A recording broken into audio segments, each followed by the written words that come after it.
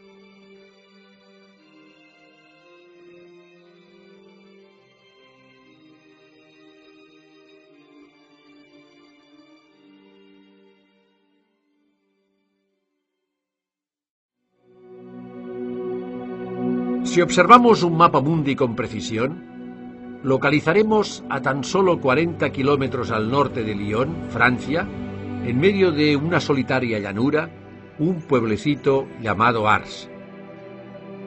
Antaño, sus gentes, labriegos, pastores y artesanos, gentes de bien, que aun habiendo recibido las enseñanzas evangélicas, transmitidas de generación en generación y asimiladas en sus corazones, éstas se vieron mermadas y profanadas por la Revolución Sangrienta de 1789, revolución que tantas almas seglares y sacerdotales costara a la Iglesia.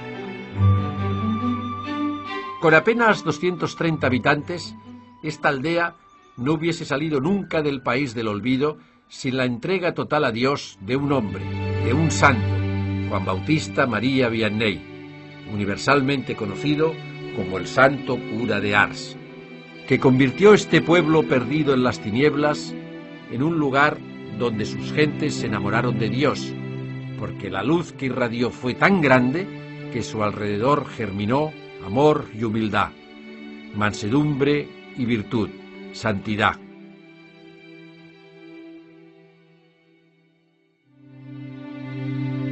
Juan María viene al mundo un 8 de mayo de 1786, en Dardilly, un pequeño rincón de la campiña francesa. Su feliz infancia, como de cristal transparente, y su juventud santa se desarrolló en el seno de una familia católica, campesina acomodada, muy piadosa. Tanto es así que se acostumbraba aquí a acoger a cuantos pobres llamaban a su puerta. La casa de los pobres la llamaron, porque en aquellos años eran muchos los desamparados que, huyendo de la cruel y sacrílega revolución, buscaban amparo en las buenas gentes. Uno de esos mendigos al que ayudarán fue San Benito José Labre, que, inspirado por Dios, predijo que un día un hijo de esta familia haría ilustre para siempre esta morada. Una noche pues llegaron a casa de los Vianney muchos mendigos, pues 15, 20, y la mujer le dijo a su marido, ¿no?, al padre de San Juan María Vianney, que no hay sopa para todos, que es que no hay cena suficiente. Y el padre le contestó, bueno, pues yo me quedaré sin cenar. ¿No? Es un ejemplo de cristiano ejemplar que generosamente sabe practicar las obras de misericordia, ¿no? Y en esas pequeñas cosas, pues Juan María Vianney fue aprendiendo de su padre esa generosidad. La madre del joven Vianney le inculcó un amor devotísimo a la Virgen Santísima. Él realmente aprendió viendo rezar a su Santa Madre. Era tanta su entrega a la Madre de Dios que no dejaba de rezar frente a ella, en casa, en el campo, durante el pastoreo, e imantaba su amor a quienes le rodeaba. Él tenía un rosario muy bonito que le habían regalado y con el cual él rezaba porque le gustaba bastante rezar. Y su hermanita lo vio y, cosa de niños, pues le gustó el rosario y empezaron con el rosario a pelearse. Entonces la mamá le dijo, mira, déjale, si tu hermana lo quiere, déjale el rosario. Ese desprendimiento de un rosario, de algo que para él tenía mucho sentimiento, y claro, el apego de un niño, pues hizo el esfuerzo y se lo dio a su hermanita. Le costó un verdadero esfuerzo, un verdadero vencimiento. La mamá, en premio, entonces le regaló una imagen de la Virgen y eso le ayudaba. Lo llevaba en el bolsillo cuando tenía sus problemas, sacaba a la Virgen, le rezaba y con eso él se iba fortaleciendo cada día. Oh, cuánto quería yo aquella imagen. No habría dormido tranquilo si no lo hubiera tenido a mi lado. La Santísima Virgen ha sido siempre mi mayor afecto. Cuando salía a trabajar en el campo, pues le pesaba que su hermano mayor avanzara más que él, labrando, ¿no? Y él un día decidió, voy a poner la Virgen al final del campo y me voy a fijar los ojos en ella. Entonces avanzaba y teniendo a la Virgen presente, pues el amor a la Virgen le impulsaba a trabajar y pues con muchos menos años que su hermano, pues llegó a hacer el mismo trabajo que él, ¿no? Ya desde muy jovencito, Juan María mostraba gran afición por las ceremonias sagradas. Con ojos desorbitados miraba al sacerdote, sus gestos sagrados, la dignidad de sus ornamentos, el amor con que consagraba el cuerpo de Jesucristo. Todo le cautiva. Su sensibilidad a lo espiritual era tal que sentía la presencia real de Jesús en la Eucaristía, hasta volverlo loco de amor. Sus palabras dejan constancia de este su verdadero amor. Si no tuviera suficiente fe, vería a Dios escondido en el sacerdote como una luz tras su pantalla, como un vino mezclado con el agua.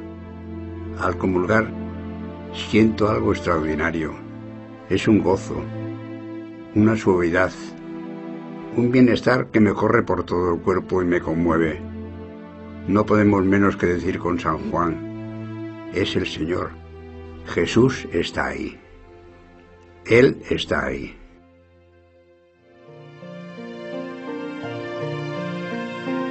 Su cuerpo crecía, se robustecía, su inteligencia se desarrollaba y en su alma anidaba un deseo cada vez más gigante, salvar almas y para ello ser sacerdote.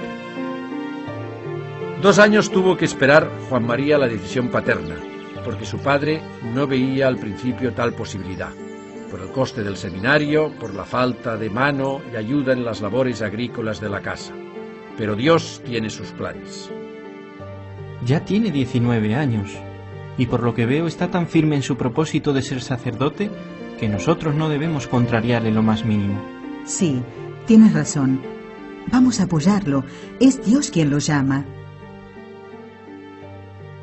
San Juan María Vianney realmente su vocación es una llamada sobrenatural y una lucha contra toda clase de dificultades. Primero, la guerra. Después, no hay seminarios formados y tiene que formarse como clandestinamente en la casa de un sacerdote, Padre Valey, donde el padre ve que es un hombre santo, un joven santo, y se compromete a ayudarle a sacar adelante sus estudios. Tengamos en cuenta que él viene a nacer en una época marcada por la Revolución Francesa.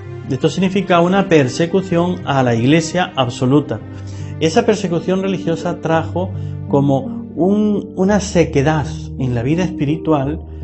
Se perseguían los verdaderos sacerdotes, los que no juramentaban, es decir, los que no apostataban de la fe, de la unión con el Papa, tenían que esconderse. Su familia incluso iban a escondidas, largos viajes para poder llegar a un lugar donde hubiese un sacerdote que celebrase la misa y que no fuese un sacerdote juramentado. Fueron estos justamente, la clandestinidad de estos, la heroica y martirial clandestinidad de estos, la que también fue marcando la infancia del santo cura de Ars y lo fue poco a poco orientando hacia el Señor. En el seminario pronto le salen al encuentro las primeras dificultades. La gramática latina le resulta muy áspera. La mayoría de sus compañeros son más jóvenes que él y tienen más facilidad. Él nota su memoria pesada, no retiene las lecciones en latín. Pidió ser admitido en el seminario. Los superiores veían que era inútil para los estudios. no le quedaban las frases en latín en la mente. Incluso el francés tampoco lo dominaba mucho y cometía faltas de ortografía. Pero eso lo fue ir superando. Le probaron porque le veían bueno y le veían devoto de la Virgen. Le aprobaron. Que otro no hubiera pasado. Pero su santidad y su bondad pasó por encima de todo. Así fueron los adelantos de Juan María en los primeros meses de estudio, lentos y pesados, prácticamente nulos. Pero el joven se aplicaba con admirable tenacidad, hasta que, debilitado por los ayunos rigurosos que él mismo se impone y un agudo sentimiento de incapacidad, llega a desmoronarse anímicamente. Padre, lo he intentado, pero veo que yo no valgo para esto. Quiero volverme a casa. ¿A dónde vas, hijo mío? Si vuelves a casa y tu padre te ve triste, no te dejará volver. Entonces adiós a tus planes, adiós al sacerdocio, adiós a las almas.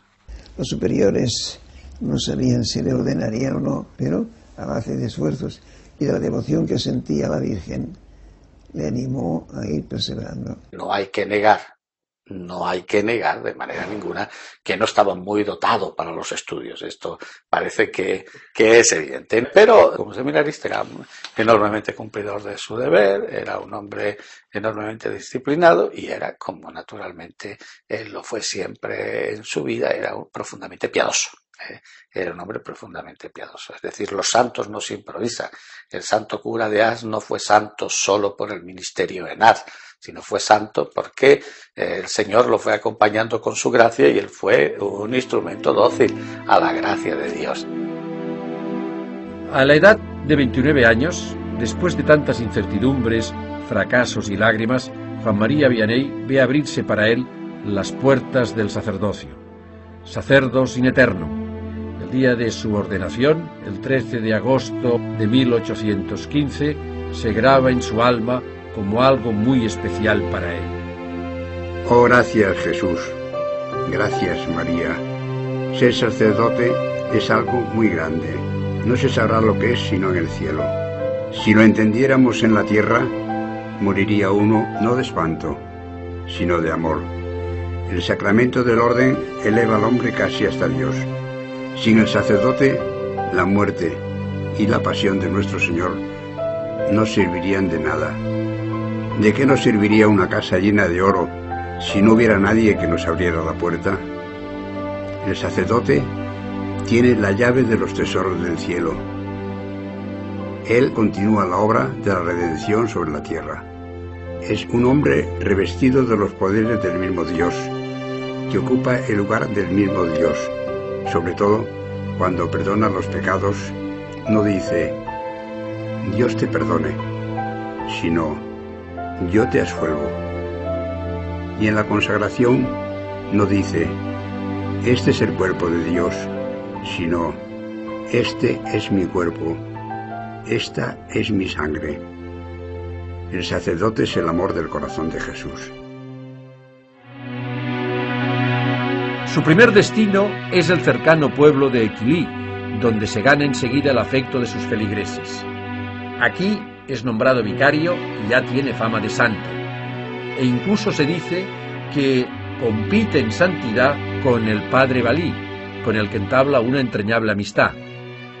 De alguna manera fue su maestro espiritual, su maestro, el maestro de su vida interior, pero también fue su gran valedor para que el santo cura de Ars, como todos sabemos, pues pudiera llegar a ser sacerdote, junto con el vicario general, que era amigo justamente de este gran sacerdote que le acompañó. De todos es conocido los ayunos que hace, las penitencias que emplea y las largas colas de penitentes que se aproximan a su confesionario. Siempre estaba la presencia de Dios. No se daba importancia y sabía que todo era un don de Dios. Dicen que es santo. Es increíble este nuevo cura, yo no lo puedo creer. Me tiene realmente cautivada con su piedad. Oye, pero ¿has visto tú la expresión de amor que tiene en su cara, su ternura? Y esa expresión de amor cuando contempla el Santísimo Sacramento. Su manera de dirigirse a nosotros. Pues sí, tienes razón. A mí realmente me sorprendió porque me ha mandado a rezar el rosario, que yo antes ni lo hacía. Pero lo hace con tanto amor, que uno le obedece. Después de la muerte del padre Valley, será cuando el vicario general de la diócesis le envía a una aldea de unas 230 almas de nombre casi desconocido, Ars. ¿Cómo fue aquella entrañable llegada de nuestro santo a su nueva parroquia? Era tan espesa la niebla que el novel sacerdote se extravía, pero providencialmente se encuentra con un jovencito, un pastor de ovejas. Ambos tienen algo en común. Chico, escucha. Me he perdido con esta niebla. ¿Tienes la caridad de indicarme por dónde se va a Ars? ¿Sabes, pequeño amigo? Tú me has mostrado el camino de Ars, pero yo te mostraré el camino del cielo.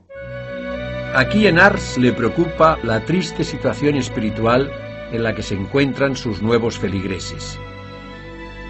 Este pueblo no está precisamente entre los más piadosos, más bien todo lo contrario. Reinan los principios de la Revolución Francesa. La fe está casi extinguida. Hay gran indolencia en la gente y mucha ignorancia religiosa. Muchos dejan de asistir a la Santa Misa los días de precepto. Trabajan sin necesidad los domingos y no abandonan el execrable vicio de blasfemar. Los padres dilapidan su dinero en las tabernas. Los jóvenes, con su alocada afición al baile, cometen graves desórdenes y pecados. Escuchad todos. La taberna es la tienda del demonio, la escuela donde el infierno predica y enseña su doctrina, el lugar donde la fortuna se arruina, la salud se pierde y donde se cometen los asesinatos. ¿Sabéis lo que hacen los taberneros? Roban el pan de las pobres mujeres y de sus hijos, dando el vino a sus maridos que gastan allí el domingo el jornal de la semana. Por una blasfemia, por un mal pensamiento, por una botella de vino, por 2 minutos de placer, perder a Dios, tu alma, el cielo, para siempre. Estos sermones impactantes, extremadamente duros, llegaban rápido a su lugar de destino, al corazón de los feligreses. Hablaba mucho a los padres respecto de sus hijos, la obligación tan grave que tenían de educar y de ayudar a esos hijos a que se salven. Decían, en el cielo lo veréis, que algunos se condenarán por no haber hecho lo suficiente por sus hijos. Yo le digo que cuando yo era joven y tenía modelos sacerdotales, estaba en el seminario, y los modelos sacerdotales eran sacerdotes de mi tierra, de mi diócesis, de Mérida, Badajoz, pues estos sacerdotes hacían lo mismo que el cura de Ars. El cura de mi pueblo hacía lo mismo que el santo cura de Ars. Combatía el baile, porque veía, es decir, no el baile, sino todo aquello, es decir, ellos no tenían nada contra la fiesta, ni contra la alegría del pueblo cristiano, sino todo aquello que era ocasión y motivo de ofensa a Dios. Si uno quiere dominar las pasiones, ha de ser así, hay que mortificarse, en la vista, el oído, en todo, y en las amistades. Dejad una parroquia 20 años sin sacerdote y adorarán a las bestias. El nuevo párroco de Ars se enfrenta con todas aquellas circunstancias que a un sacerdote le pueden desmoralizar. Pero cuenta con la presencia de Dios en su alma. Trabaja día a día, gota a gota. Se desvive por las almas que tiene que salvar. Ruega a Dios, pide a Dios. Aflige su cuerpo con penitencias y pasa largas horas de la noche en oración. Dios mío, concededme la conversión de mi parroquia. Consiento en sufrir cuanto queráis durante toda mi vida los dolores más vivos con tal de que se conviertan. Los feligreses son testigos de su vida. En cuanto llegó, consideró la iglesia como su casa.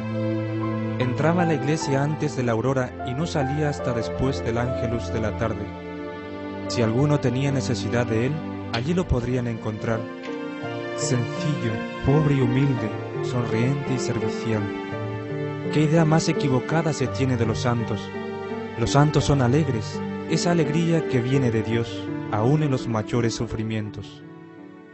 Son gentes que no viven ellos, vive Dios con ellos, o Jesucristo, y sufren Su gran sufrimiento pues era encontrarse pues a un pueblo pues que estaba separado de la vida cristiana.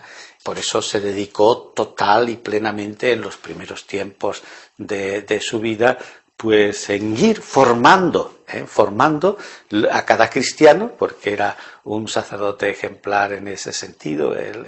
Su ministerio era para la persona, para cada una de las personas, era un ministerio personalizado. Por eso lo centra en el sacramento de la penitencia, porque es la búsqueda del otro para el amor de Dios, la búsqueda de la oveja perdida. El cura de Ars fue un hombre de confesionario. Eran ingentes cantidades de penitentes quienes se acercaban a recibir de él, cuando podían, dirección espiritual, aunque fueran breves palabras. Primero de 1 en 1, luego de 10 en 10, hasta convertirse en verdaderas riadas humanas. Este siervo amado de Dios se crucificó allí libremente. Fue un mártir de la confesión. Hubiera podido huir de los pecadores, retirarse al claustro o al desierto, a la trapa, como solía decir, pero por amor a las almas se quedó en su puesto. Es aquí, entre aquellas tablas, en este taúd anticipado, donde más tuvo que sufrir el cura de Ars, donde en verano el confesionario parecía una estufa y en invierno una auténtica nevera. 16 horas la confesión, era un santo. Cuando uno iba a confesarse y veía que el sacerdote le ayudaba, te has descuidado de este pecado, veía la conciencia. El amor de Dios se le salía, tocaba el corazón de los demás y poseído de Dios, aquellas palabras entraban. Mucha retórica, mucha poesía, pero no hay espíritu, no logra, no rompe los corazones endurecidos. Sabéis que se dice que el cura de Ars ponía penitencias muy suaves, porque el que hacía las penitencias por los penitentes era él.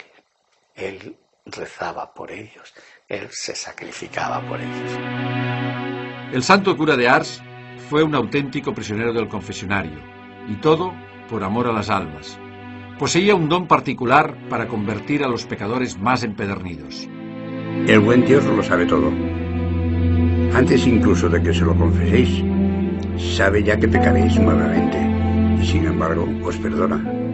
Qué grande es el amor de nuestro Dios, que le lleva incluso a olvidar voluntariamente el futuro, con tal de perdonarnos.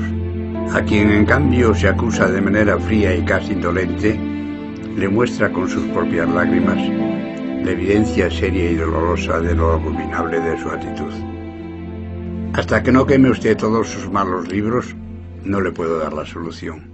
El santo cura de Ars para los sacerdotes también es un modelo, ya que no podemos, al que no está arrepentido y al que no hace un propósito suficiente de cambio, darle la absolución de los pecados. Pues él decía que se condenarían los sacerdotes que absolvían a aquellos que no estaban, que no quitaban las ocasiones y que no estaban arrepentidos.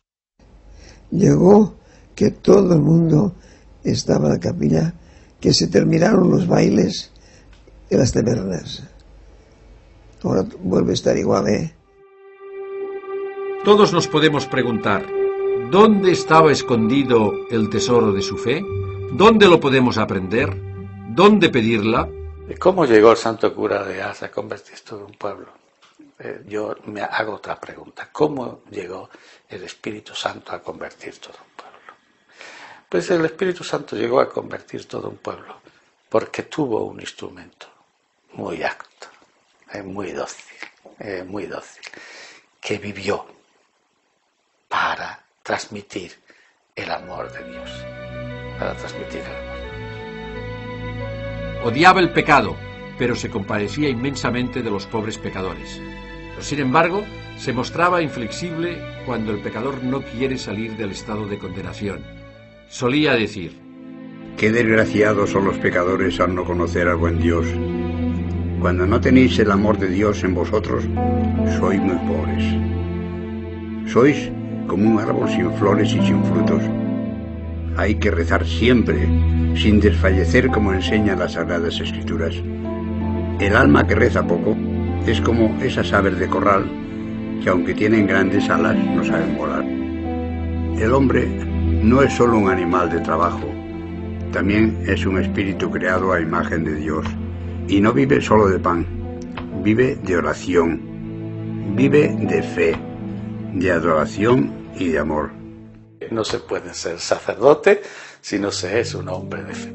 El santo cura de Ars sabía que él tenía que pasar por el sagrario todo aquello, a todas aquellas personas, con sus dramas interiores, con sus problemas interiores, con sus dificultades para crecer en la fe, con sus dificultades para la conversión. Él los tenía que pasar por el sagrario. San Juan Bautista María Vianney fue un santo nacido en la escuela de Jesús de Nazaret, un alma víctima a imitación de Cristo por los pecados de los hombres. Como sacerdote, como hombre elegido por Dios para la salvación de las almas, sabía que el tiempo era un regalo de Dios, para aprovecharlo en obras buenas, santas, tiempo para ganarse el cielo. Uno de sus primeros trabajos de apostolado, para evangelizar a los escasos fieles de la parroquia, fue la catequesis, fiel apostolado que desarrollará toda su vida. Visita sistemáticamente a los enfermos y a las familias, organiza misiones populares y fiestas patronales, recoge y administra dinero para sus obras de caridad y para las misiones, adorna la iglesia y dota de ornamentos, se interesa por la educación de los niños, funda hermandades y llama a los laicos a colaborar con él. En esa catequesis que él puso, primero para los niños, después ya empezó a hacerla también para los adultos, en esa guerra o en esa lucha contra la ignorancia, les obligaba a que se formasen, ya con la lectura de vida de santos, ya viniendo a la catequesis que él daba, que por cierto, todo el tiempo que él estuvo en la parroquia, él se encargaba de dar la catequesis. El santo cura de Ars, ya sabemos que fue un sacerdote que ejerció el ministerio hasta la total extenuación. Fue una entrega total en favor de los demás, en todos los rasgos, en todas las facetas, en todos los matices que tiene el ministerio sacerdotal, porque hoy destacamos algo que es esencial en su ministerio, que es, por ejemplo, el sacramento de la penitencia. Pero no olvidemos que luego él, primero, tenía unas relaciones humanas pastorales extraordinarias. Era un hombre que visitaba los hogares, que mantenía una extraordinaria relación y cercanía con todos. Era un hombre que se preocupaba por la promoción humana. Recordemos la providencia, por ejemplo. Recordemos la providencia. ¿Qué es la providencia? La providencia es la promoción humana y de la mujer, en un momento en el que no había nada. También de los chicos se preocupó de la educación, buscó profesores, congregación religiosa que fueran profesores para los chicos, para esa promoción humana. Se santificó en el ejercicio de la ministra. Fue así como poco a poco los habitantes, y especialmente los muchachos, semilla futura de santidad y renovación, aunque remisos al principio, iban adquiriendo en sus almas la savia santa de sus palabras y ejemplo de vida. Se confesaban y aprendían a amar la pureza de costumbres. Era un cura que no toleraba que nadie entrara en la iglesia indecentemente vestido. Como solía decir, un cuerpo casto, un alma pura. No hay nada más hermoso. Ars logró que todos fueran a la iglesia. Él estaba dispuesto a todo, pero quisieron también quitarle, porque estorbaba a los párrocos vecinos. Vi que mucha gente iba a Ars y no iba a sus pueblos.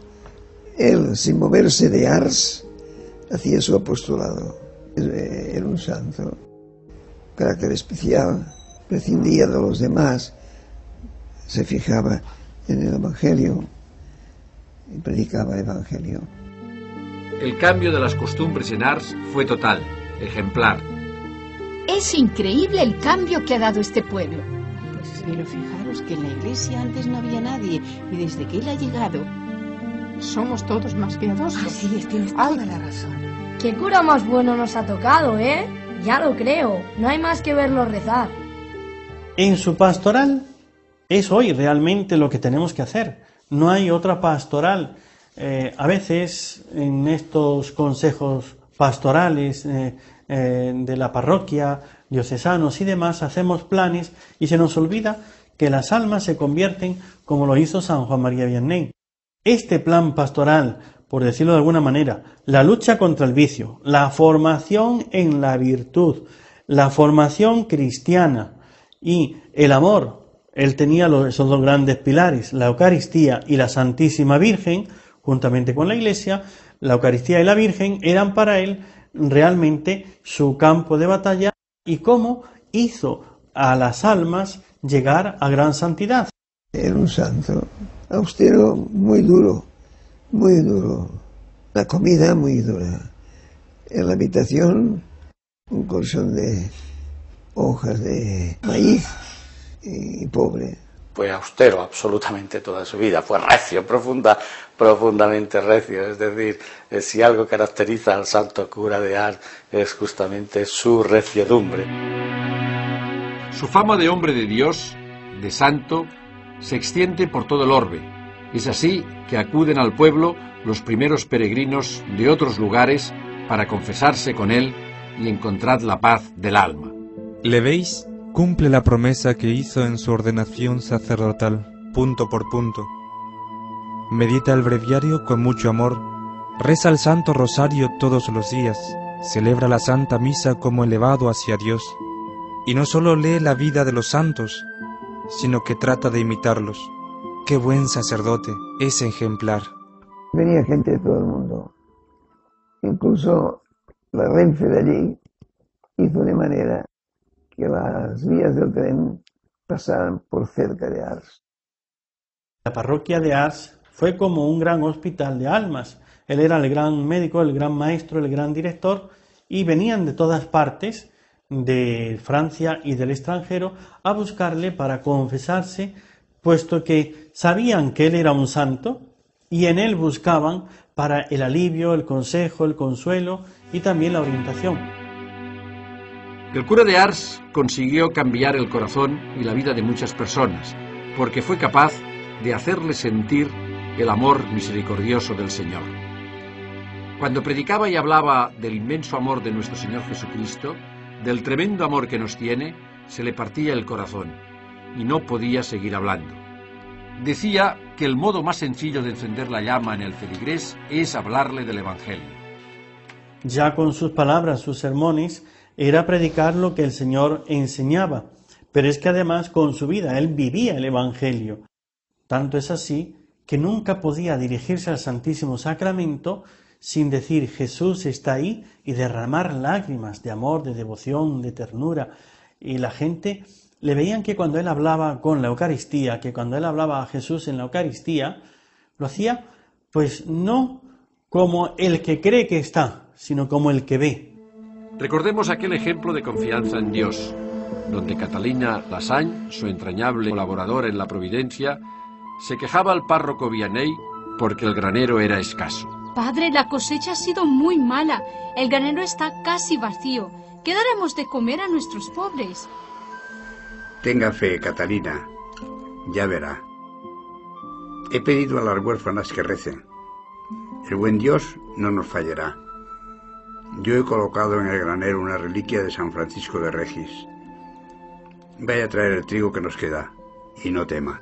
No es posible, Dios mío. El granero está más lleno que nunca.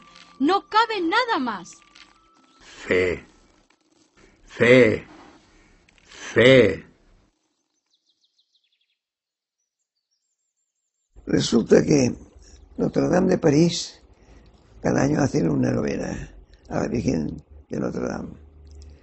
Y siempre escogen el predicador más importante del año de la fama. Cuando le tocó a Le Cordaire, entonces, antes de empezar su novena, se fue a Ars para escuchar al padre Vianney. Los mejores predicadores iban a escucharle. Al que era un aprobado medio. Su fama de santidad crecía de día en día, pasaba las fronteras, porque hacía mucho bien a las almas. Pero al sentirse desbancado, el diablo desata una oleada de calumnias y persecuciones contra el cura de Ars. Pero este las abraza con alegría, a imitación de los santos, a imitación de nuestro Salvador. Para la manera de hablar de los curas de allí, era un hueso, difícil de roer. Vianney, comedor de patatas. Campesino ignorante, ¿todavía no estás muerto? Ya te agarraré. Ah, sapo negro, ¿cuánto me haces sufrir? Los otros sapos no me hacen sufrir tanto. ¿Por qué te levantas tan de mañana? Comes tan poco y predicas con tanta sencillez. Predica pomposamente como en las grandes ciudades, y así no te tomarán por ignorante. Qué voz tan fea tiene el bellaco. Está rabioso. Eso es señal de que mañana va a haber alguna conversión importante. Caerá algún pez gordo. San Juan María Vianney, en todo su apostolado, en esos años donde él empezó a confesar y la gente empezaba a acudir de fuera, el demonio le atacó fuertemente. En una ocasión, por ejemplo, él estaba confesando y revisaron que estaba ardiendo su casa. Fueron allá, fueron a apagar y vieron que la cama era lo único que se había quemado, todo lo demás no se había quemado, y él riéndose dijo que el pajarito estaba fuera de la jaula, ¿no? Le llamaba el bellaco y lo hacía así con un desprecio. ¡Ay, el bellaco!, ¿no? Tenía fe, vamos, él veía al demonio. El demonio le pegaba fuertes palizas. A veces la cama se la retorcía, estaba acostado y empezaba a romper cosas, escuchaba unos ruidos como que se le caía todo encima. Lo hacía para asustarle. Y él vencía al demonio, salvando almas, robándole, diríamos, los que ya tenía esclavizados bajo el pecado, porque no hay nadie que haya hecho más bien a los hombres que aquel que ha quitado más pecados. Va liberando a las almas del poder tiránico, satánico del demonio. 38 años sufrió el santo cura las vejaciones del demonio. Era atormentado por el día por los hombres y por la noche por el demonio. El demonio, decía, es muy astuto, pero también es muy estúpido. Si monta en cólera, buena señal. Santa Gemma Galgani, que escribía sus notas, el demonio le cogió el borrador y se lo llevó. Luego se lo devolvió y están en las notas, están las yemas del demonio. Y eso sirvió como encuadernación del libro. Lo central en la vida del santo cura de Ars como sacerdote, como hombre de Dios entregado a su santo servicio, es la Santa Misa. La misa es lo más grande para él. Durante sus 40 años en Ars, antes de celebrar el santo sacrificio del altar, se preparaba con casi una hora de oración. ¿Es tan grande lo que va a realizar?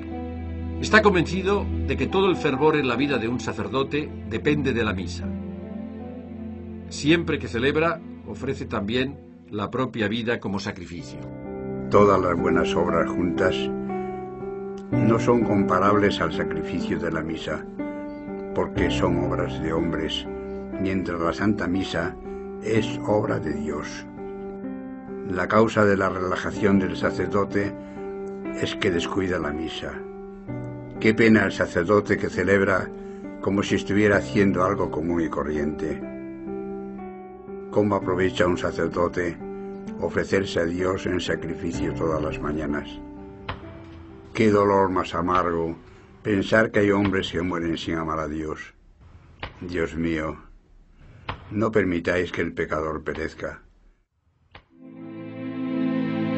Su vida sacerdotal fue una santa misa, un sacrificio ofrecido al Padre por amor a su vocación, a las almas por amor a Dios.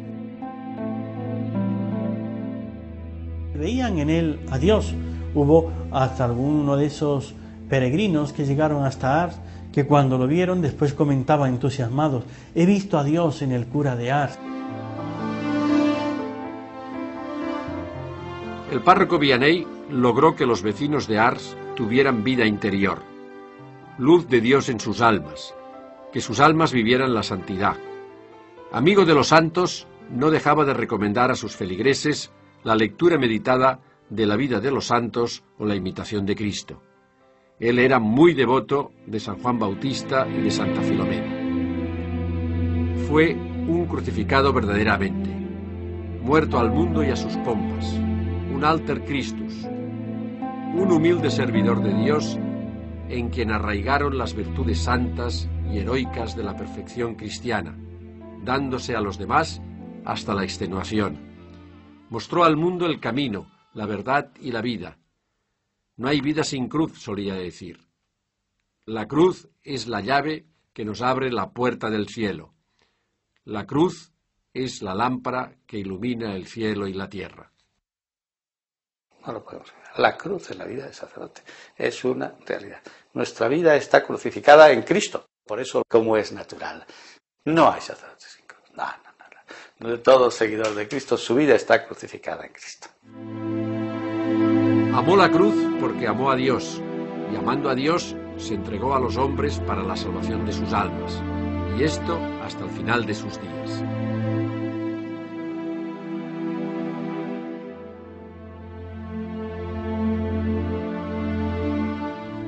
Qué bueno es Dios.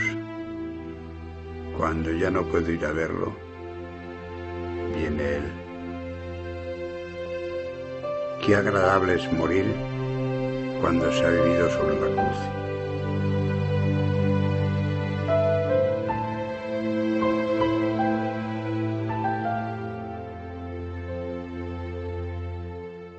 Murió santamente, como había vivido. Incomprensiones por unos, maravillas para otros. La Iglesia reconoció que fue un gran sacerdote. No exageremos al cura de Ars confesor sobre el cura de Ars pastor, sobre el cura de Ars educador, sobre el cura de Ars preocupado por los problemas y necesidades humanos de su gente. Es sacerdote integral, santo integral, pero fundamentalmente sacerdote integral. Y así, por eso yo destaco lo que es la Iglesia, sacerdote, sacerdote, sacerdote, sacerdote.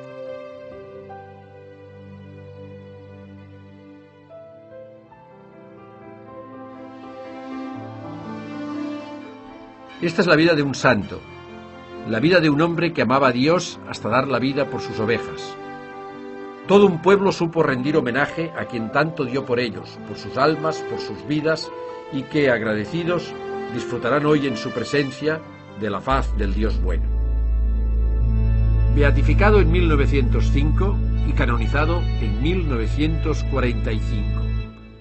El 19 de junio de 2009, Su Santidad Benedicto XVI, en el inicio del año sacerdotal, en el 150 aniversario de la entrada en el cielo de Juan María Vianney, lo nombró patrono, modelo y protector de todos los sacerdotes del orden.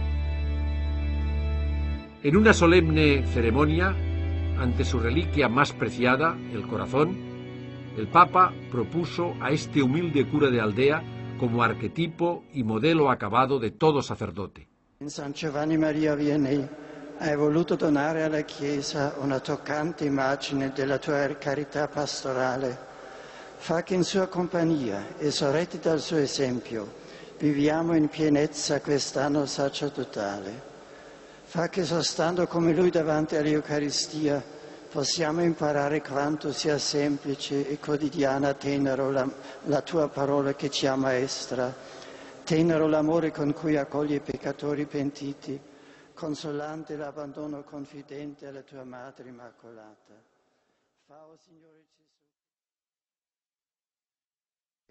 Su escultura, arrodillado y así, rogando, lo dice todo. Los jóvenes de hoy tendrían un poco que mirar al joven Juan María Vianney, también preguntarse, Señor, ¿qué quieres de mí? Él, más allá del tiempo y el espacio, es espejo en el que deben mirarse todos los sacerdotes y aspirantes al sacerdocio de este milenio. San Juan Bautista María Vianney, ruega por nosotros. Oh Señor, en estos tiempos convulsos, danos muchos y santos sacerdotes.